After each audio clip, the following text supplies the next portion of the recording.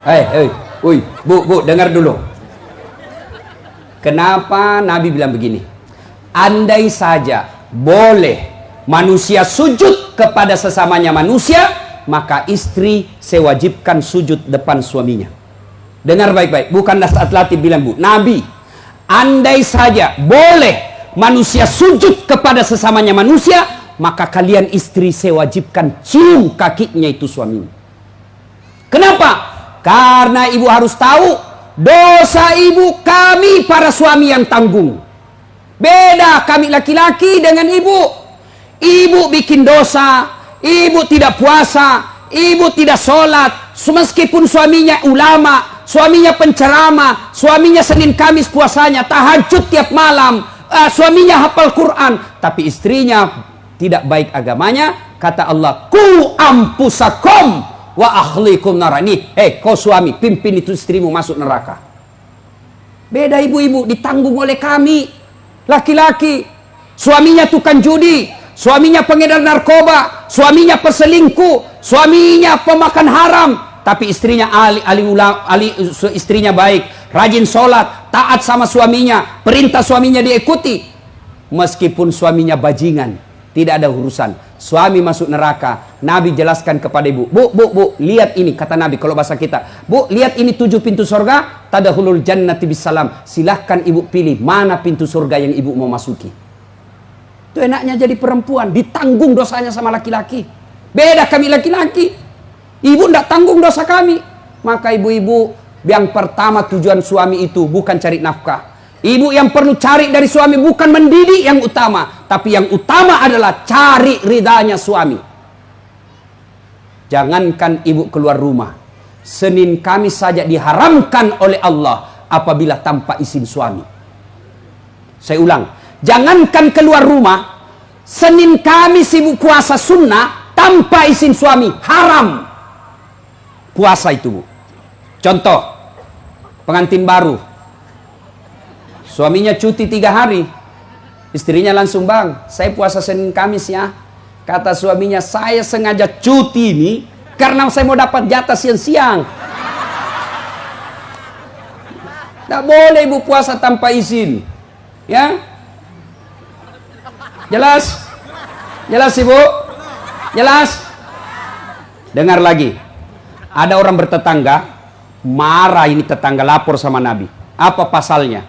Sakit ini bu tetangganya, dia datang panggil anaknya, seorang perempuan, Bu, ibu mamanya lagi sakit, datang ki pergi lihat ki. Apa kata ini ibu anaknya? Mohon maaf, suamiku pergi tugas, saya dilarang keluar rumah sebelum suami saya pulang. Sakaratil maut ini ibunya, datanglah ibu, sudah sakaratil maut ibumu, kau datanglah besuk dia. Saya minta maaf, saya mau sekali tapi suami saya belum pulang. Akhirnya meninggal, mau dimakamkan, datang lagi, Bu, sudah meninggal ibumu, kau datang yang terakhir kalinya. Mohon maaf, saya cukup berdoa. Kenapa? Suami saya belum pulang, saya tidak berani tinggalkan rumah. Marah yang manggil-manggil, dia pergi lapor sama Nabi. Ya Rasulullah, tetanggaku keterlaluan, dari sakit, sakaratil maut sampai meninggal, tidak datang lihat ibunya. Saya 3 kali datang memanggilnya. Kenapa kata Nabi? Dia dipesan sama suaminya, jangan keluar rumah sebelum pulang. Mendengar ini, apa Nabi marah? Subhanallah, Nabi justru menjelaskan, alhamdulillah diampuni seluruh dosa ibu yang meninggal karena punya anak yang taat sama perintah suaminya. Ada ibu-ibu Bayangkari begitu sih? Ada? Yang banyak saya lihat baru 10 menit pergi suaminya juga keluar juga dia Pak. Dia tawaf satu komplek. Dia kelilingi satu komplek. Masya Allah. Ya, alangkah bahagianya kita suami pergi menjalankan tugas sebagai aparat negara. Lalu istrinya sholat duha 8 rakaat. Selesai sholat duha dia kirimkan SMS suaminya, Pak, jangan menghalalkan segala cara. Rezeki sudah Allah tentukan. Meskipun Bapak kejar kalau bukan rezeki, Bapak tidak akan masuk. Tapi meskipun Bapak tidak kejar setengah mati, kalau rezeki Bapak pasti masuk.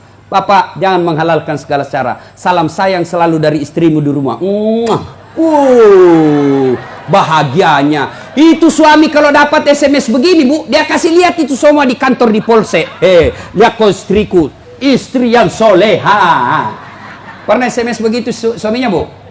Pernah? Paling SMS jangan lupa singgah beli gas. Masih baik kalau gas, kalau pembalut.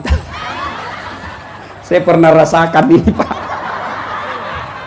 Saya pulang takziah malam-malam, tiba-tiba mamanya SMS, Ustadz, habis pembalut. La haula wala quwwata illa billah. Saya singgah di warung, saya berdoa, mudah-mudahan tidak ada yang kenal saya. Begitu saya bayar, tiba-tiba ada ibu bilang, Ustadz beli pembalut. Langsung aku bilang, biar mi daripada saya melahirkan. Pak, Bapak juga jangan tipu suami istri. Pak, jangan pernah nipu istri. Alasan rapat, ternyata pergi merapat.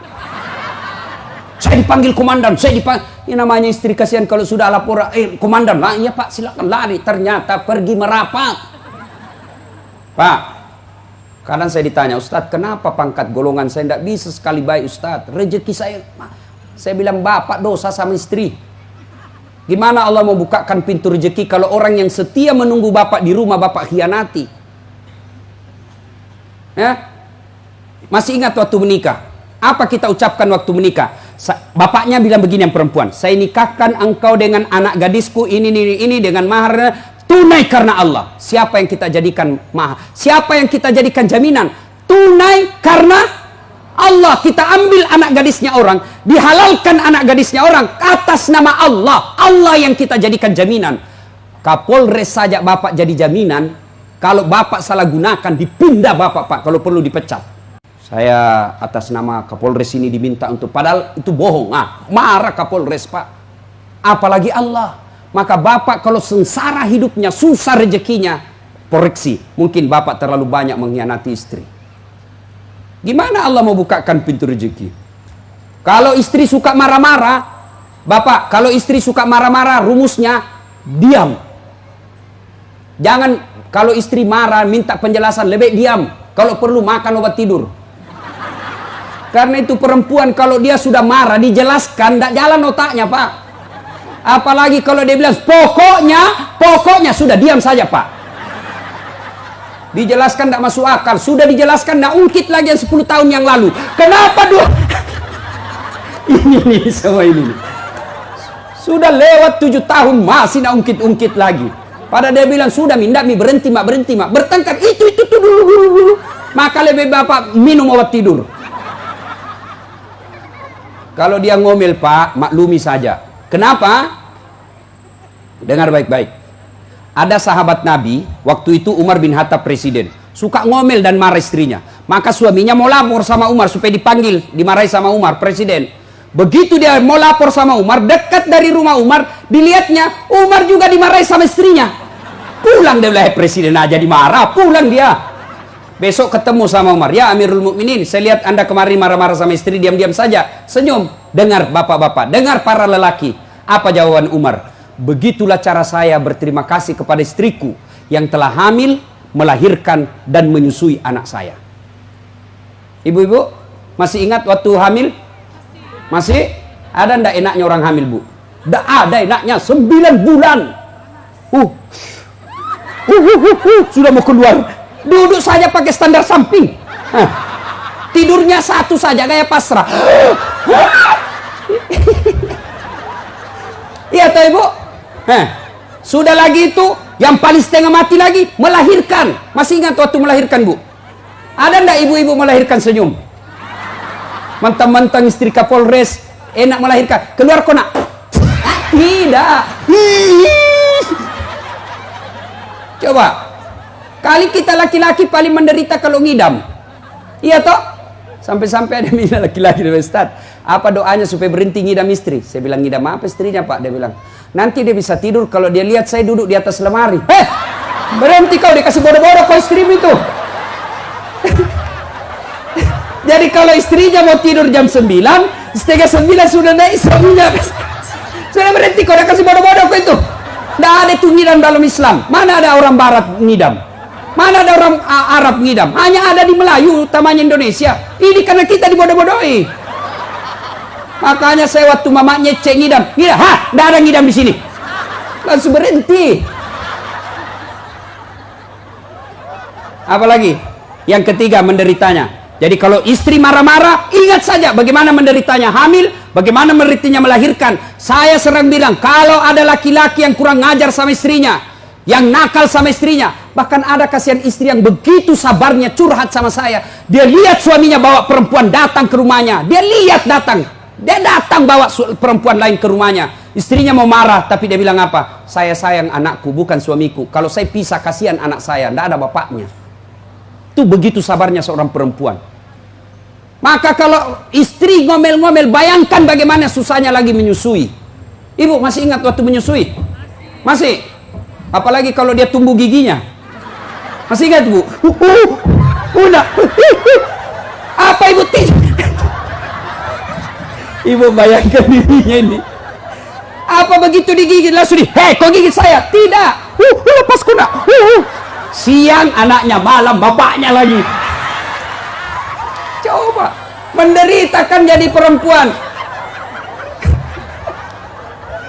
Maka kalau istri ngomel, istri ngambek, bayangkan saja bagaimana susahnya itu perempuan. Ada lagi kita anggota polisi yang perlu Bapak sadari. Apa? Begitu susahnya kasihan jadi istri, gaji 5 juta 1 bulan, anak 3, mana ada yang mau kuliah, sudah masuk cicilan rumah, sudah masuk cicilan kulkas, 5 juta, istri mampu kelola dalam hidup 1 bulan, uang 5 juta, dan itu jasa-jasanya istri. Ya, maka hargailah istri-istri kita, Pak. Jangan hianati istri. Kalau suami istri baik, maka rukunlah kita bertetangga. Kalau rukun tetangga baik, maka rukunlah kita punya kampung. Rukun kampung otomatis rukun Indonesia.